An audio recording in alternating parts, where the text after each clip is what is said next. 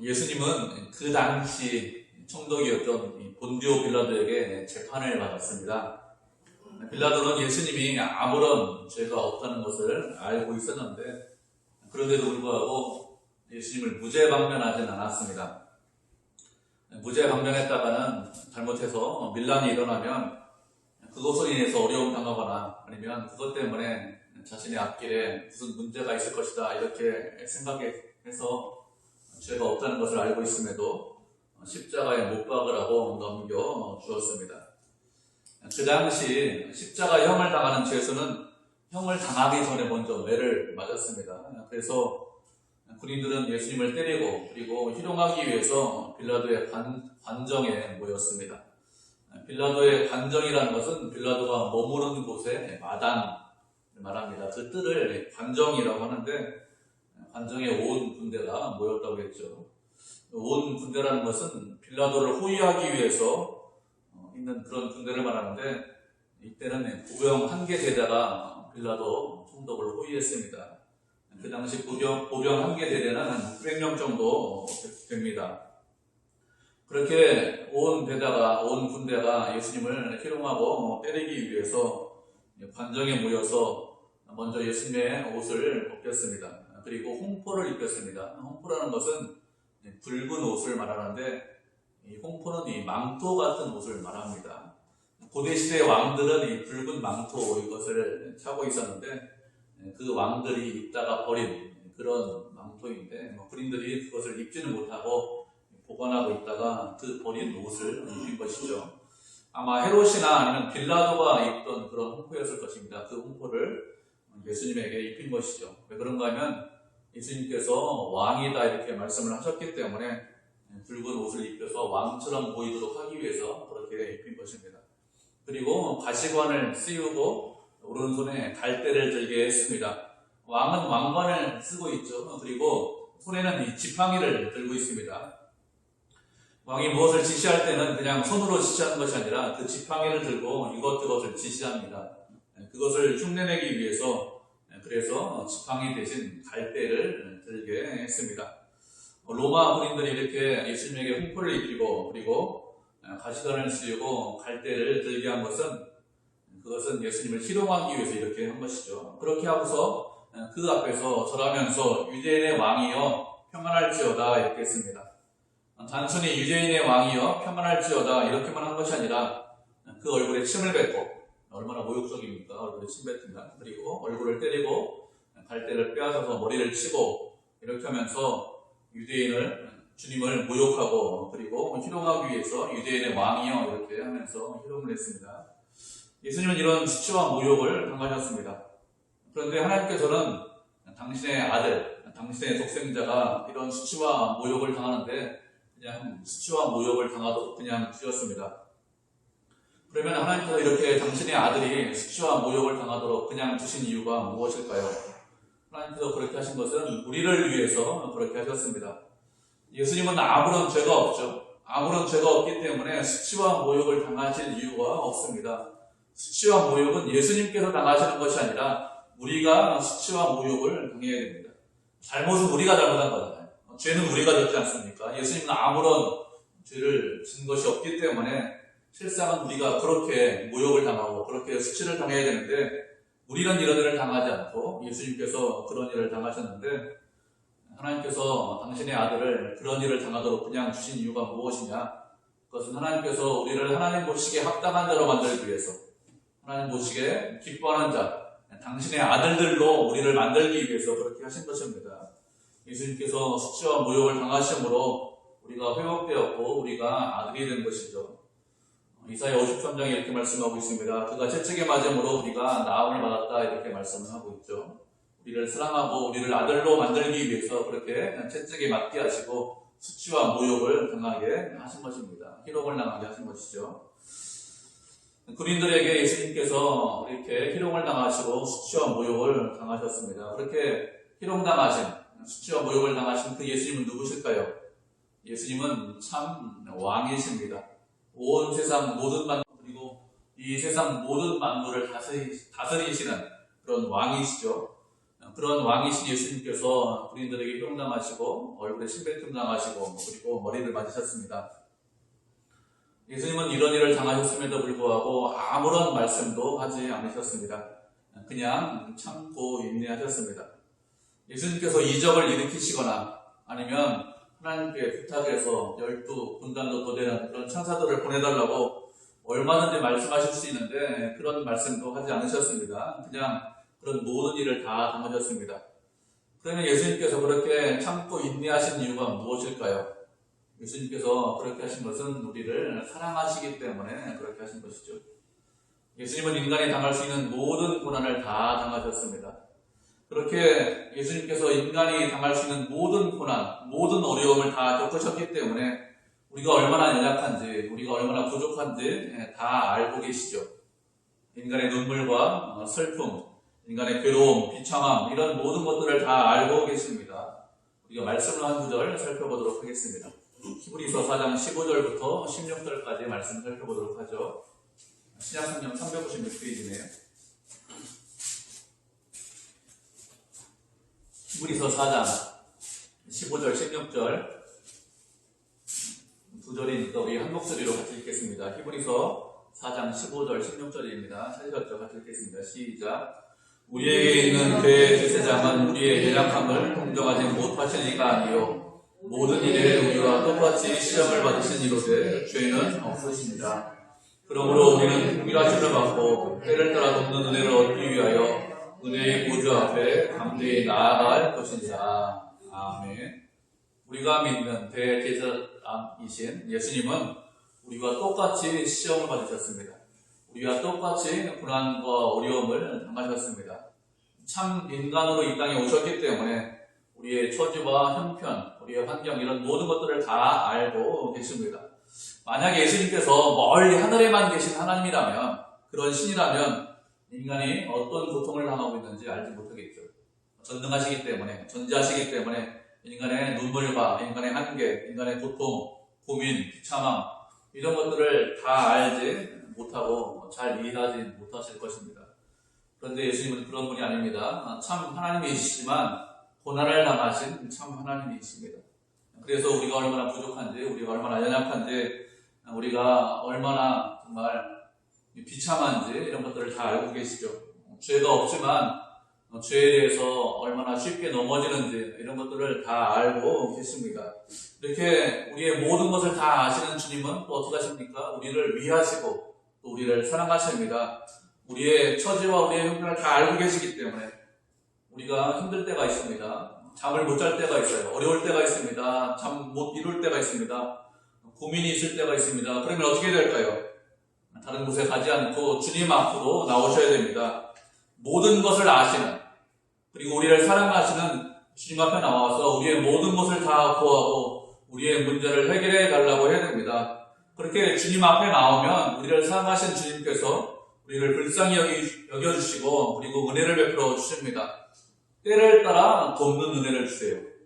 우리의 처지와 형편에 맞게 은혜를 주십니다. 그런 은혜를 받기 위해서, 때를 따라 돕는 은혜를 받기 위해서 주님 앞에 담대하게 나오셔야 됩니다. 다른 곳에는 은혜가 없어요. 그렇죠? 오직 주님만이 은혜를 주실 수 있습니다. 그렇기 때문에 다른 곳으로 가는 것이 아니라 주님 앞에 나오셔서 때를 따라 돕는 은혜를 받으셔야 됩니다. 그리고 그렇게 때를 따라 돕는 은혜를 받으시면 그러면 은혜를 누릴 수 있고 또 평안하게 생활할 수 있습니다. 그렇게 주님 앞에 나와서 은혜를 받고 평안하게 생활하는 것, 그것이 믿음이고 그것이 지혜로운 것이죠. 그렇게 하나님께서는 우리가 주님 앞에 나오시기를 원합니다. 나오기를. 이렇게 나오면 그러면 분명히 은혜를 주십니다. 예수님은 십자가를 지시기 전에 군인들에게 채찍에 맞으시고 그리고 희롱을 당하셨습니다. 그리고 십자가를 끌고 골고다 언덕으로 가셨습니다. 골고다는 예루살렘 성문 밖에 있습니다.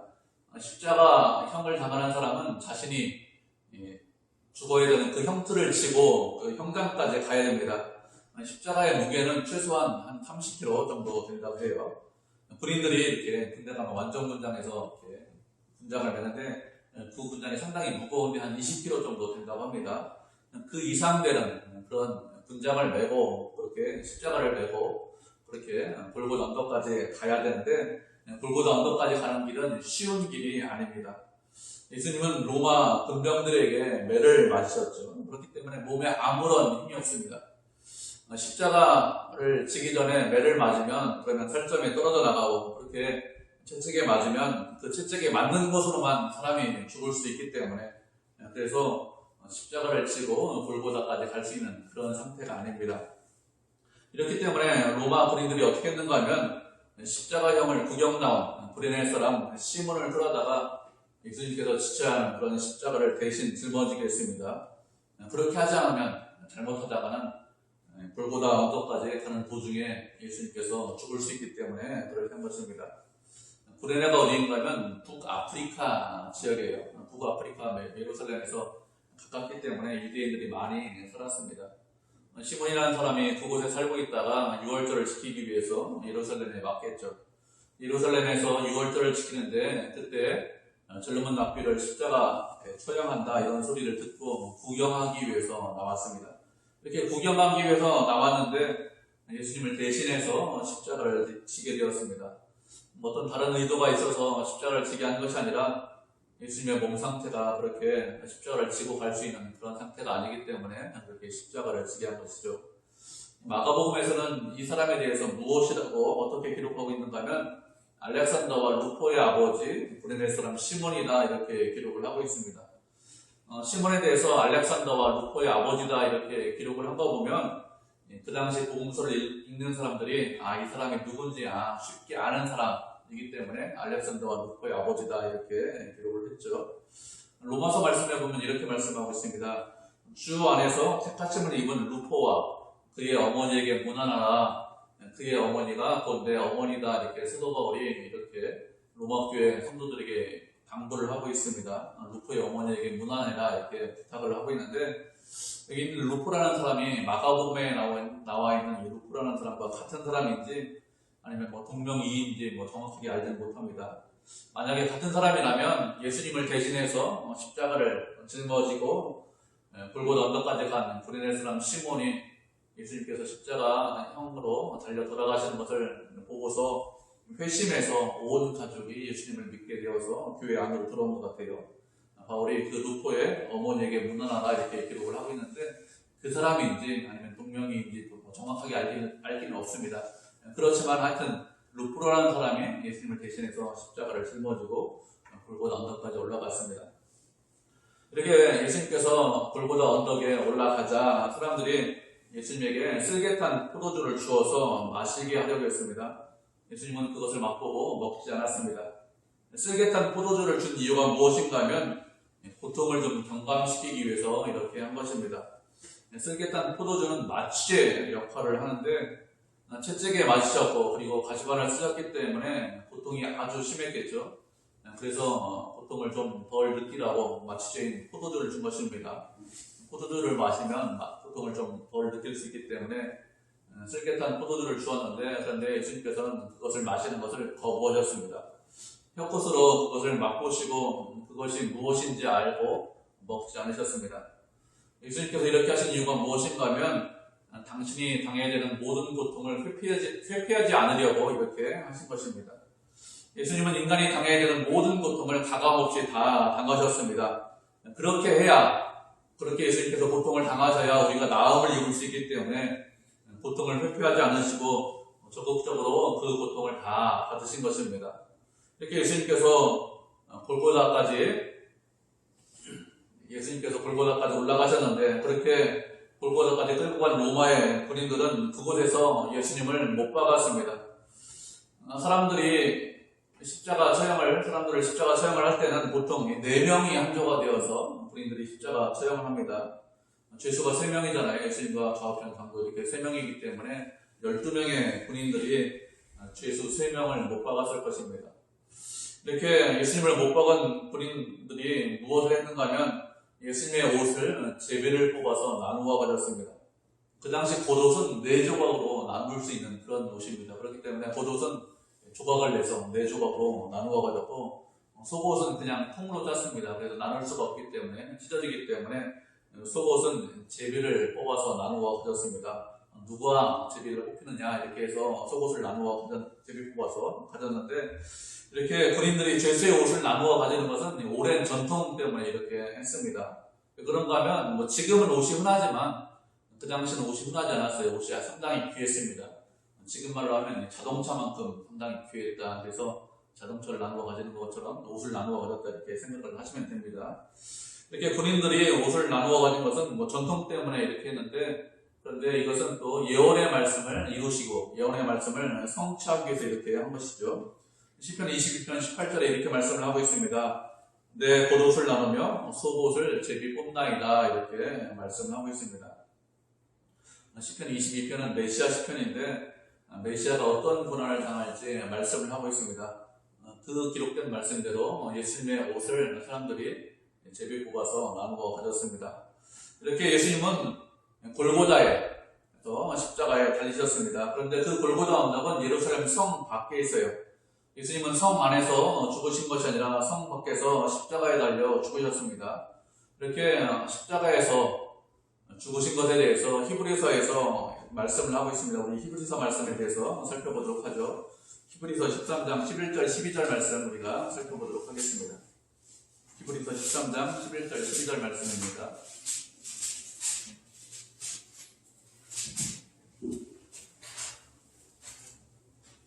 찾으셨죠? 9절이니까 히브리서 13장 11절 12절 말씀 우리 같이 읽도록 하겠습니다. 시작. 이는 죄를 위한 짐승의 피는 대제사장이 가지고 성소에 들어가고 그 육체는 영문 밖에서 볼 사람이라. 그러므로 예수도 자기 피로써 백성을 거룩하게 하려고 성문 밖에서 고난을 받으셨느니라. 아멘. 구약시대의 대속죄일에 백성의 죄를 용서받기 위해서 그래서 어린 양을 잡죠. 그래서 그 피를 가지고 대제사장이 지성소 안으로 들어갑니다. 그 지성소 안에서 어린 양의 피를 뿌려서 백성들의 죄를 용서받았습니다. 그리고 그 죽은 어린 양은 성문 밖에서 불살라야 합니다. 보통 제사를 드리면 제사장이 그 양의 일부를 먹을 수가 있어요. 일반 제사는. 그런데 대속죄일에 잡은 그런 양은 먹을 수가 없습니다. 그 양은 먹지 않고 영문 밖으로 끌고 가서 그래서 그냥 불로 태웠습니다. 그것이 하나님께서 정하신 법칙입니다. 그리고 대제사장은 어린 양의 피를 가지고 지성소 안으로 들어갑니다.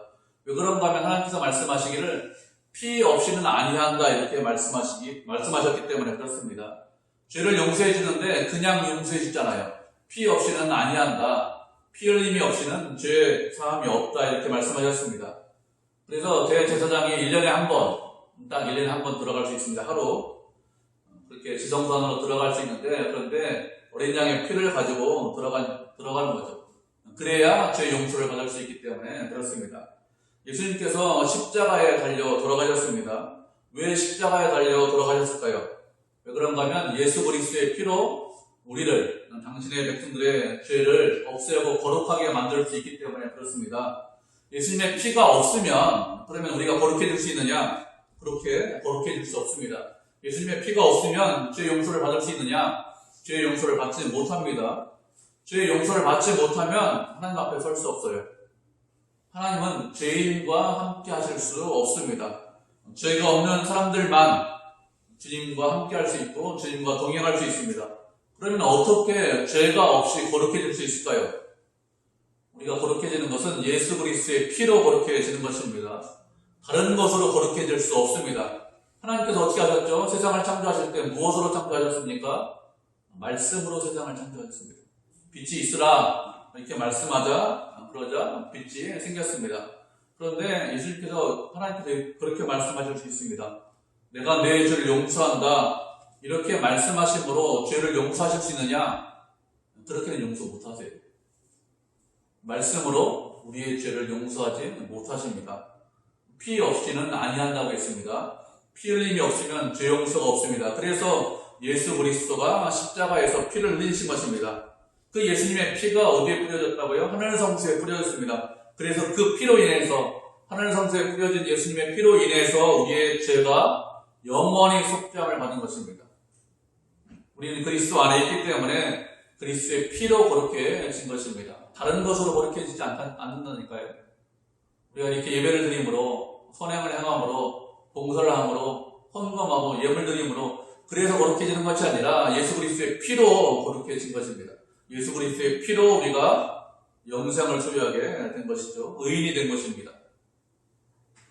이렇게 로마의 군인들이 예수님을 십자가에 못 박았습니다. 예수님께서 십자가에 달리셨을 때 그때 예수님의 머리에 죄패가 붙어 있었습니다. 죄패라는 것은 이 십자가를 지는 사람이 어떤 죄를 지었는지 이것을 기록한 패가 죄패죠. 마태복음에는 그 죄패에 이렇게 기록되어 있다고 했습니다. 이는 유대인의 왕 예수라 이렇게 기록되어 있다 이렇게 말씀하고 있고, 누가복음을 살펴보면 유대인의 왕이다 이렇게 기록되어 있고, 요한복음에는 나사렛 예수 유대인의 왕 이렇게 기록되어 있다 이렇게 말씀하고 있습니다. 종합해서 보면 유대인의 왕 나사렛 예수라 이렇게 기록되어 있다 이렇게 생각을 할 수 있습니다. 이 죄패는 빌라도가 기록을 했습니다. 죄패를 보고, 빌라도가 기록한 죄패를 보고 대제사장과 무리들이 유대인의 왕이 아니라 자칭 유대인의 왕으로 이렇게 죄패를 수정해달라, 그것을 바꾸어달라 이렇게 요청을 했습니다. 제목을 바꾸어달라 이렇게 요청을 한 것이죠. 그런데 빌라도는 이 요청을 거절했습니다. 자칭 유대인의 왕이 아니라 유대인의 왕이다 이렇게 기록을 했습니다. 그러면 자칭 유대인의 왕이다 이렇게 기록을 하면 무슨 뜻이 될까요? 이것은 이 죄인은 제정신이 아니다 이런 뜻입니다. 다른 사람은 이 사람을 왕으로 생각하지 않는데 스스로 자칭 유대인의 왕이다 이렇게 생각해서 그래서 죽였다 이런 뜻이죠. 그래서 빌라도가 그 요구를 거절한 것입니다. 그렇게 되면 어떻게 될까요? 빌라도는 제정신이 아닌 사람을 죽였다 이런 꼴이 되겠죠. 그렇기 때문에 대제사장과 장로들의 요청을 거절하고 죄패에 유대인의 왕이다 이렇게 기록을 한 것입니다. 예수님께서 십자가에 달려 돌아가신 이유가 무엇일까요? 그것은 예수님께서 유대인의 왕이시기 때문에 그렇습니다. 유대인의 나라, 유대인의 왕이시기 때문에, 다시 말하면 영적인 이스라엘의 왕이시기 때문에, 그래서 그 나라를 세우기 위해서, 영적인 이스라엘을 세우기 위해서 이 땅에 오셔서 십자가에 달려 돌아가신 것입니다. 예수님께서 말씀하시기를 내 나라는 이 땅에 속한 것이 아니라고 했습니다. 예수님의 나라는 세상에 속한 나라가 아니죠. 예수님의 나라는 영원한 나라이고 예수님의 나라는 하늘에 속한 나라입니다. 그리고 예수님은 그 나라의 왕이십니다. 그 하나님의 나라의 왕으로 오셨고 그 나라 백성을 위해서, 우리를 위해서 십자가에 달리셨습니다. 그래서 죄패에 유대인의 왕이다 이렇게 기록을 한 것입니다. 유대인의 왕으로 이 땅에 오셔서 우리를 위해서 십자가에 달려 돌아가셨기 때문에 그렇게 한 것이죠. 이렇게 죄패에 유대인의 왕이다 이렇게 기록되어 있는 것을 보고 사람들이 어떻게 했습니까? 그것을 보고 머리를 흔들고 모욕하면서 성전을 헐고 사흘 만에 죽는다는 자여, 만일 내가 하나님의 아들이라면 그러면 십자가에서 내려와 봐라. 내가 십자가에서 내려오면 그러면 내가 너를 믿겠다, 너를 인정하겠다 이렇게 했습니다. 대제사장과 장로들도 그렇게 했고, 그리고 말씀을 읽어보면 십자가 아래에 있던 사람들, 지나가는 사람들도 머리를 흔들고 모욕하면서 만일 하나님의 아들이라면 그 십자가에서 내려와 봐라. 내려오면 그러면 내가 하나님의 아들인 것을 내가 믿을 테니 한번 내려와 봐라 이렇게 했습니다. 하나님의 아들이라고 했으니 하나님께서 너를 사랑하니 그러니 내려와라 이렇게 하고 있는 거죠. 그런데 만일 내가 하나님의 아들이라면 이렇게 하면서 조롱하고 비웃고 있는데, 이 말씀 우리가 어디서 본 것 같습니다. 우리에게 아주 익숙하죠. 어디서 이 말씀 봤죠? 마태복음 4장에서 사탄이 예수님을 시험할 때 이렇게 이야기하지 않습니까? 내가 만일 하나님의 아들이라면 골뱅이로 떡을 만들어라. 내가 만일 하나님의 아들이라면 성전 꼭대기에서 뛰어내려라. 그러면 내가 너를 믿겠다, 너를 인정하겠다 이렇게 사탄이 유혹을 했습니다. 사탄의 유혹은 무엇이죠? 사탄의 유혹은 내가 하나님의 아들인 것을 증명해봐라 이렇게 유혹하고 시험하고 있습니다. 사탄의 유혹과 시험은 언제나 동일합니다. 십자가 지는 것이 아니라 십자가에서 내려와라, 십자가 지지 말아라, 내가 하나님의 아들인 것을 증명해봐라 이렇게 이야기하는 것, 그것이 유혹과 시험이죠. 만약에 여러분이 아니면 제가 십자가에 달렸다면 십자가 밑에서 사람들이 너 한번 내려와 봐라, 내가 내려오면 그러면 내가 너를 믿을 테니까 한번 내려와봐 이렇게 유혹하고 시험했다면 그러면 어떻게 할까요? 저 같으면 십자가에서 내려왔을 것 같아요. 내려와서 대제사장들과 장로들에게 그래 내가 내려왔다. 내가 능력이 없어서 내가 실력이 없어서 십자가 지는 거 아니야. 너희들 사랑해서 십자가 지는 거지. 자 봐라 나 능력이 있다. 이렇게 하고서 사람들에게 보여주고 다시 올라가서 다 이루었다 이렇게 하겠죠. 그런데 예수님은 그렇게 하지 않으셨습니다. 예수님은 당신이 어떤 분인지 사람들에게 증명하려고 하지 않았습니다. 우리는 언제나 주변 사람들에게, 옆에 있는 사람들에게 나 자신을 드러내고 내가 어떤 사람인지 증명하려고 합니다. 그래서 사람들에게 인정받고 싶어 하죠. 그런데 예수님은 그렇게 하지 않으셨습니다. 당신의 사랑을, 당신께서 하나님의 아들이라는 것을, 당신이 능력이 있다는 것을 사람들로부터 인정받으려고 하지 않으셨어요. 사람들이 예수님의 사랑을 알아주든지 아니면 그렇지 않든지 그냥 예수님께서는 당신이 하셔야 하는 일을 묵묵히 하고 계십니다. 예수님께서 이렇게 하시는 이유가 무엇일까요? 예수님의 최고의 관심은 사람들에게 인정받고 그리고 사람들에게 칭찬받는 것이 아니라 하나님의 뜻에 순종하는 것이기 때문에 그렇습니다. 사람들이 무엇이라고 말하느냐 이것이 중요한 것이 아니라 하나님의 뜻에 순종하고 하나님의 뜻을 이루는 것 이것이 가장 중요하고 가장 우선이기 때문에 그렇죠. 예수님의 능력으로 얼마든지 십자가로 내려올 수 있습니다. 다시 올라갈 수 있죠. 얼마든지 보여주실 수 있습니다. 근데 보여주는 것보다 더 중요한 게 무엇입니까? 십자가를 지는 것, 피 흘려 우리를 위해서 돌아가시는 것, 그것이 하나님의 뜻이기 때문에 그 뜻에 순종하는 것이 가장 중요해서 그 뜻대로 사는 것이 가장 가치 있고 의미가 있기 때문에 그래서 그렇게 하신 것입니다. 우리도 예수님을 닮고 예수님을 본받아야 되겠죠. 어떤 일을 할 때 다른 사람이 알아줄 수 있습니다. 아니면 우리가 고생하고 땀 흘리고 노력한 거 아무도 알아주지 않을 수 있습니다. 어떤 상황에 처해 있든지 우리가 가장 먼저 생각할 일이 무엇이냐? 하나님의 뜻에 순종하고 말씀에 순종하는 것이 가장 우선이죠.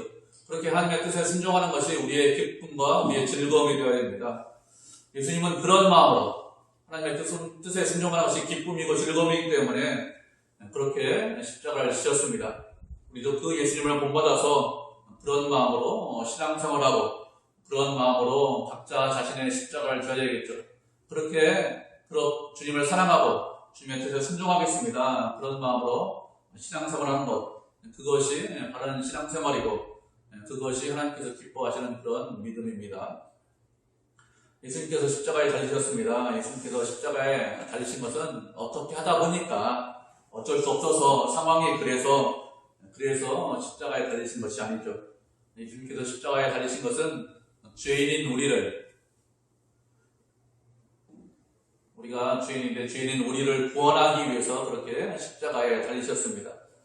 예수님께서 십자가를 지신 것은 죄로 인해서 죽을 수밖에 없는 인간을 죄로 인해서 죽을 수밖에 없는 우리를 구원하기 위해서 성부 하나님께서 그렇게 계획하셨어요. 장사전에 그것을 계획하시고 그리고 그 계획하신 것을 예수님께서 시대에 옮기셨습니다. 그리고 성령 하나님께서 그 피로 인해서 우리를 구원하신 것이죠. 그 십자가의 피로 우리를 구원을 하신 것입니다. 그래서 성부 하나님께서 계획하시고 성자 하나님께서 실행에 옮기시고 성령 하나님께서 우리 삶 가운데 적용하셔서 우리가 구원받았습니다. 하나님은 그렇게 우리를 사랑하시죠. 우리를 사랑하시기 때문에 우리에게 가장 좋은 것을 주시기를 원합니다.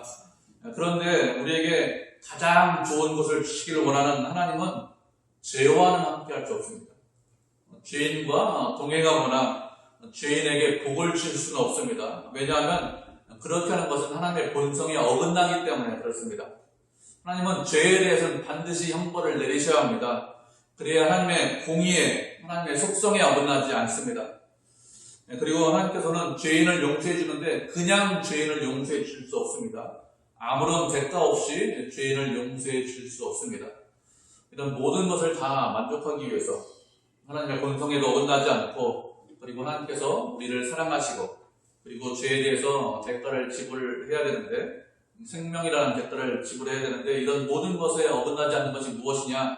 그것은 당신의 아들인 예수님께서 십자가를 우리를 대신해서 지셔서 피 흘려 돌아가시는 것으로 인해서 우리를 구원하는 것이죠. 이렇게 하는 것이 하나님의 본성에도 어긋나지 않고 그리고 하나님께서 우리를 사랑하시는 것도 어긋나지 않는 것입니다. 이렇게 예수님께서 우리를 위해서 십자가를 지신 것은 하나님의 사랑이고 또 하나님의 최고의 지혜죠. 하나님께서 우리를 구원하시기 위한 유일한 방법이 무엇이냐? 십자가를 지셔서 피를 흘리는 방법입니다. 다른 방법이 없기 때문에 피 없이는 아니한다 이렇게 말씀을 하시는 거예요. 엊그저께 누가 그렇게 하더라고요. 예수님께서 피 흘리지 않고 그냥 십자가에서 내려오면 그러면 그것이 하나님의 아들인 것을 더 잘 증명하는 방법이 아닙니까? 이렇게 누가 물어보더라고요. 그러나 그렇지 않습니다. 그것으로 십자가에 내려오는 것으로 우리를 용서할 수 없습니다. 피 없이는 아니한다고 했습니다. 예수님께서 피 흘려 돌아가셔야 그래야 우리가 죄 용서를 받을 수 있습니다. 그렇지 않으면 죄 용서를 받지 못합니다. 그렇기 때문에 우리를 위해서 십자가에서 피 흘려 돌아가신 것이죠. 우리는 어떻게 구원받습니까? 그 피 흘려 돌아가신 예수님을 믿기만 하면 구원받아요. 천하 인간에 우리에게 구원을 주실 만한 다른 이름을 우리에게 주신 적이 없다고 말씀하셨습니다. 오직 예수 그리스도밖에 없습니다. 다른 방법으로는 없다니까요. 우리가 노력하는 것으로 안 됩니다. 열심히 성경 읽는 것으로 안 돼요. 많이 배우는 것으로 안 됩니다. 지혜가 많은 것으로 안 됩니다. 땀 흘리고 노력하고 고생하면 되는 것이 아니라 우리를 위해서 십자가에 피 흘려 돌아가신 예수 그리스도를 믿는 것으로 그것으로 우리가 구원받을 수 있습니다. 예수님만이 우리의 유일한 소망이시고 예수님만이 우리의 삶의 유일한 해결책이시고 또 예수님만이 우리의 유일한 길이십니다. 다른 것은 없어요. 다른 방법은 없습니다. 다른 길은 없습니다. 오직 예수 그리스도가 길이고 진리고 생명이십니다. 우리는 예수님을 믿어서 구원받았습니다. 그러면 우리는 어떤 삶을 살아야 될까요? 구원받은 이후에는 예수님을 따라가고 예수님을 닮는 그런 삶을 사셔야 합니다. 예수님처럼 하나님을 사랑하고 형제를 사랑하셔야 됩니다. 그렇게 하는 것이 예수님을 본받는 것이죠. 우리들은 주님을 믿어서 구원받고 그리고 주님을 본받아서 언제나 주의 말씀에 순종하고 형제를 사랑해서 하나님께 영웅거리는 믿음의 성도, 은혜의 성도가 되시기를 주님의 이름으로 축복을 드립니다.